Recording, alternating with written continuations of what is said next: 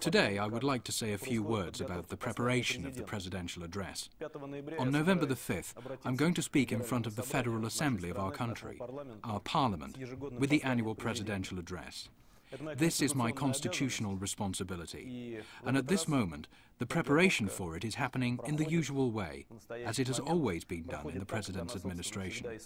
I know this process rather well, as I dealt with these issues together with my colleagues for nearly 8 years while I worked in the President's administration and later in the government. It's a rather complicated process that follows a certain set of rules. It's an internal kitchen at which various positions are agreed, views defended, and propositions formulated to adjust our legislation and improve the social and economic situation. The process this time also touched upon key issues within our foreign policy. In general, we are working on everything that will appear in the presidential address. This time, my colleagues and I are working on this document. We are working on it hard, having regular meetings where I give certain instructions and share my views. On some issues, we argue quite a lot, while other issues take very little time to settle.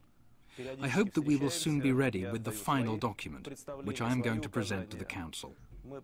However, even right now, I can say that this document is going to include answers to some of the most urgent issues our country is facing. Of course, I mean the situation that the Russian Federation encountered in August. I mean the challenge that our entire society had to face, the Caucasus crisis. We will not be able to evade its consequences, not only for this country, but for the entire world and the global situation in general. Another major challenge the entire planet is facing today is the international financial crisis. It is a crisis that started in one of the biggest countries, the United States of America, and unfortunately spread across the planet, forcing almost every country to look for answers to it.